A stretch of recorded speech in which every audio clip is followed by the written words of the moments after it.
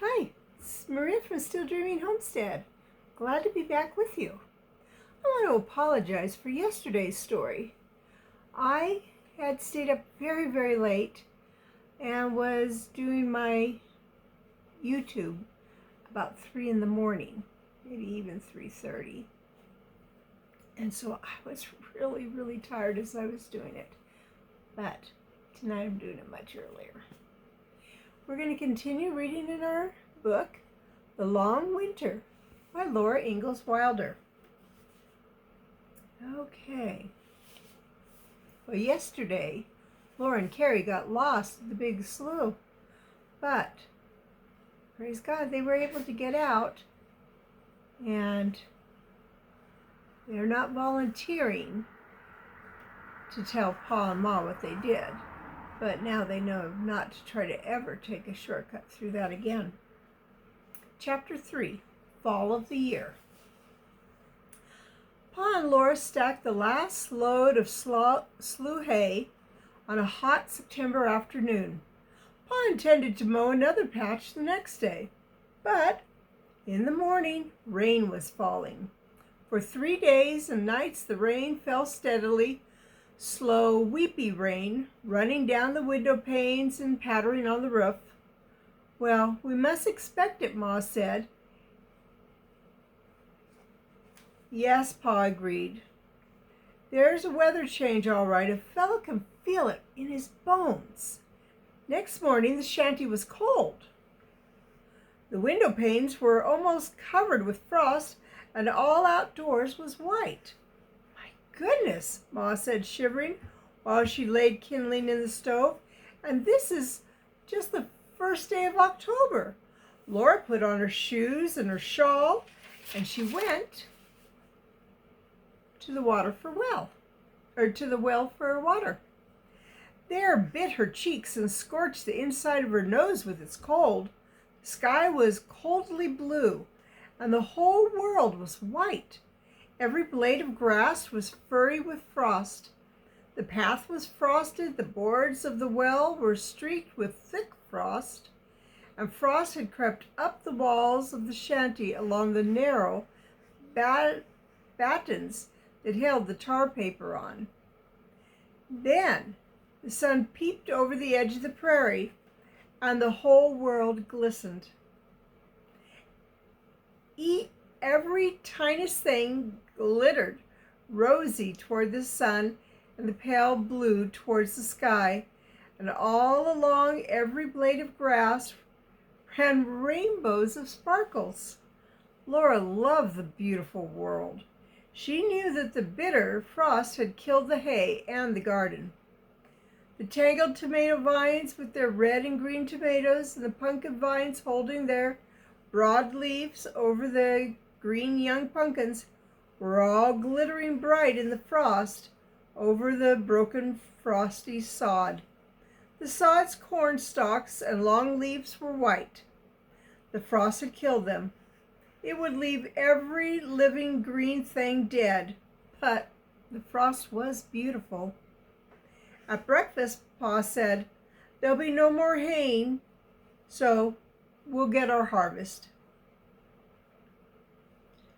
We can't get much from the first year on sod ground, but the sods will rot this winter. We'll do better next year." The plowed ground was tumbled slabs of earth, still held together by grass roots. From underneath these sods, Pa dug small potatoes, and Laura and Carrie put them into tin pails. Laura hated the dry, dusty feeling of the earth on her fingers. It sent shivers up her backbone, but that couldn't be helped. Someone must pick the potatoes. She and Carrie trudged back and forth with their pails till they'd filled 5 sacks full of potatoes. That was all the potatoes there were. "A lot of digging for a few potatoes," said Pa, "but 5 bushels are better than none, and we can piece them out with beans. Spread them out." He pulled the dead bean vines and stacked them to dry. The sun was high now. All the frost was gone. The wind was blowing cool over the brownish and purple and fawn-colored prairie. Ma and Laura picked the tomatoes. The vines were wilted down, soft and blackening, so they picked even the smallest green tomatoes. There were enough ripe tomatoes to make almost a gallon of preserves. "What are we going to do with the green ones?" Laura asked, and Ma said, "Wait and see." She washed them carefully without peeling them. She sliced them and cooked them with salt, pepper, vinegar, and spices. That's almost 2 quarts of green tomato pickle. Even if it's only our first garden on the sod, nothing could grow well. "These pickles will be a treat with baked beans this winter," Ma gloated. "And almost a gallon of sweet preserves," Mary added. "5 bushels of potatoes," said Laura, rubbing her hands on her apron because they reminded her of the horrid dusty feeling. "And turnips, lots of turnips," Carrie cried. Carrie loved to eat a raw turnip. Pa laughed. "When I get these beans threshed and winnowed, I'll sack them and they'll be pretty near a bushel of beans. When I get those few hills of corn cut, husked, and stored down in the cellar in a teacup, we'll have quite a harvest." Laura knew that it was a very small harvest, but the hay and corn would winter the horses and the cow through spring. And with 5 bushels of potatoes and nearly a bushel of beans and Pa's hunting, they could live. "I must cut that corn tomorrow," Pa said. "I see no special rush, Charles," Ma remarked. "The rain's over. I never saw a nicer fall weather." "Well, that's so," Pa admitted. "The nights were cool now and the early mornings were crisp, but the days were sunny warm." "We could do with some fresh meat for a change," Ma suggested. "Soon as I get the corn, I'll go hunting," said Pa. Next day he cut and shucked the sod corn. The 10 shucks stood like a little row of Indian teepees by the haystacks. When he had finished them, Pa brought 6 yellow gold pumpkins from the field. The vines couldn't do much on this tough sod, he made the excuse, and the frost caught the green ones. "But we'll get lots of seed out of these for next year." "Why such a hurry to get the pumpkin in?" Ma asked. "I feel in a hurry." "As if there was a need to hurry," Pa tried to explain. "You need a good night's sleep," said Ma. A misty fine rain was falling next morning. After Pa had done the chores and eaten breakfast, he put on his coat and wide-brimmed hat that had sheltered the back of his neck. "I'll get us a brace of geese," he said. "I heard them flying overhead in the night. There'll be some in the slough." He took down his shotgun and, sheltering it under his coat, went out into the weather. After he'd gone, Ma said, "Girls, I've thought of a surprise for Pa." Laura and Carrie turned around from the dishpan, and Mary straightened up from the bed she was making. "What?" they all asked her. "Hurry and get the work done," said Ma. "And then, Laura, you go to the corn patch and bring me the green pumpkins. I'm going to make a pie." "A pie? But how?" Mary said, and Laura said, "A green pumpkin pie? I never heard of such a thing." "Ma." "Neither did I," said Ma. "But we wouldn't do much if we didn't do things that nobody had heard of before." Laura and Carrie did the dishes properly, but in a hurry. Then Laura ran through the cool, misty rain to the corn patch and lugged back the biggest green pumpkin. "Stand by the oven door and dry yourself," said Ma. "You're not very big, Laura, but you're old enough to put on your shawl without being told." "I went so fast I dodged between the raindrops," Laura said. "I'm not much wet." "Ma, honestly." "Now, What do I do? You may cut the pumpkin in slices and peel them while I make the pie crust, said Ma. Then we'll see what we'll see. Ma put the crust in the pie pan and covered the bottom with brown sugar and spices. Then she filled the crust with thin slices of green pumpkin. She poured half a cup of vinegar over them, put a small piece of butter on top, and laid the crust over it all. There, she said, when she'd finished crimping the edges. I didn't know you could, Mary breathed, looking wide-eyed at the pie. Well, I don't know yet, said Ma. She slipped the pie into the oven and shut the door. But the only way to find out is to try. By dinner time, we'll know. They all sat waiting in the tidy shanty. Mary was busily knitting to finish warm socks for Carrie for cold weather. Laura was sewing 2 long breadths of muslin together to make a sheet. She pinned the edges together carefully and fastened them with a pin to her dress at the knee. Carefully holding the edges even, she whipped them together with even tiny stitches. Can you imagine having to sew a sheet? We all get it now in one great big piece. The stitches must be close, small and firm, and they must be deep enough, but not too deep, for the sheet must lie smooth, with not the tiniest ridge running down the middle, and all the stitches must be exactly alike, so that you could not tell them apart, because that's the way to sew. Mary had liked such work, but now she was blind and could not do it. Sewing made Laura feel like flying to pieces. She wanted to scream. The back of her neck ached, and the thread twisted and knotted. She had to pick out almost as many stitches as she put in. Blankets are wide enough to cover a bed, she said fretfully. But why can't sheets be made wide enough? Because sheets are muslin, said Mary, and muslin isn't wide enough for a sheet. The eye of Laura's needle slipped through a tiny hole in her thimble and ran right into her finger. She shut her mouth hard. Didn't say a word, but the pie was baking beautifully. When Ma laid down the shirt that she was making for Pa and opened the oven, a rich smell of baking pie came out. Carrie and Grace stopped to look in while Ma turned the pie so that it would brown evenly. It's doing nicely, Ma said.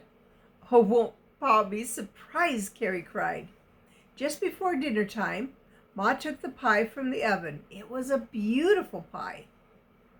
They kept dinner waiting until almost 1 o'clock. Now remember, that's what we called lunch. They called dinner. But Pa did not come. When he was hunting, he paid no attention to meal times, so at last they ate dinner. The pie must wait till supper time, when Pa would come with a fat goose to roast for tomorrow. All afternoon, the slow rain fell steadily. When Laura went to the well for water, the sky was low and gray. Far over the prairie, the brown grass were sodden with rain, and the tall, slow grass stood dripping, bent a little from the steady pressure of the falling rain. Laura hurried back from the well. She did not like to look at the outdoors when all the grass was weeping. That's another word for crying. Pa did not come home until supper time. He came empty-handed except for his gun. He did not speak or smile, and his eyes were wide open and still. What's wrong, Charles? Ma asked quietly. He took off his wet coat and his dripping hat and hung them up before he answered. That is what I'd like to know. Something's queer. Not a goose nor a duck on the lake. None in the slough. Not one in sight. They are flying high above the clouds, flying fast. I could hear them calling Carolyn. Every kind of bird is flying as fast as it can, all of them going south. And no other kind of game is out. Every living thing that runs or swims is hidden away somewhere. I never saw country so empty and still.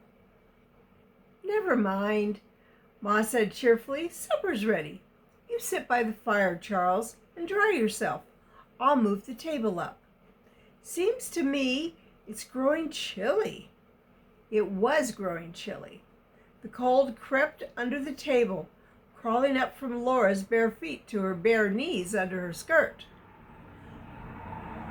But supper was warm and good, and in the lamplight all the faces were shining with the secret of the surprise for Pa. Pa did not notice them.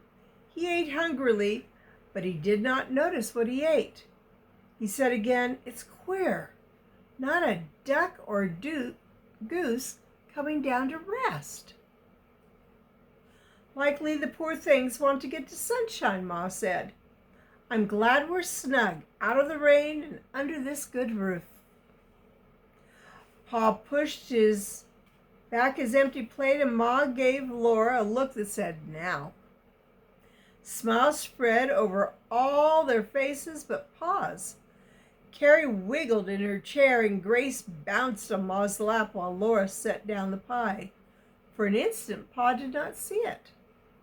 Then he said, "Pie?" In his surprise was even greater than they expected. Grace and Carrie and even Laura laughed out loud. "Carolyn, how did you manage to make a pie?" Pa exclaimed. "What kind of pie is it?" "Taste it and see," said Ma. She cut a piece and put it on his plate. Pa cut off the point with his fork and put it in his mouth. "Apple pie! Where in the world did you get apples?" Carrie could keep still no longer. She almost shouted, "It's pumpkin! Ma made it of a green pumpkin." Pa took another small bite and tasted it carefully. "I'd never guessed it," he said. "Ma always could beat the nation in cooking." Ma said nothing, but a little flush came up from her cheeks. That means they got a little pink. And her eyes kept on smiling while they all ate that delicious pie. They ate slowly, taking small bites of the sweet spiciness to make it last as long as it could. That was a happy supper that Laura wanted never to end. When she was in bed with Mary and Carrie, she stayed awake to keep on being happy. She was so sleepily comfortable and cozy. The rain on the roof was a pleasant sound. A splash of water on her face dimly surprised her. She was sure it could not be rain, for the rain was overhead. She snuggled closer to Mary, and everything slid away into the dark, warm sleep. Wow. That was a nice chapter. I think one of these days I'm going to try to make a green pumpkin pie. See if it tastes like apple to me. That was good to keep it from wasting. I wonder what that was, that drop of water that came on on Laura. Well, maybe we'll find out tomorrow. It's Maria from Still Dreaming Homestead. I want to pray blessings on you and yours, in your house and out of your house, in the day and in the night. Whatever you do, keep dreaming. Good night. God bless you. If you haven't subscribed yet, please consider subscribing to my channel. Give me a thumbs up. I would love to hear a comment, but the way you could help my channel grow most is by sharing this video with others on your social media or just telling people about it. All right. Good night.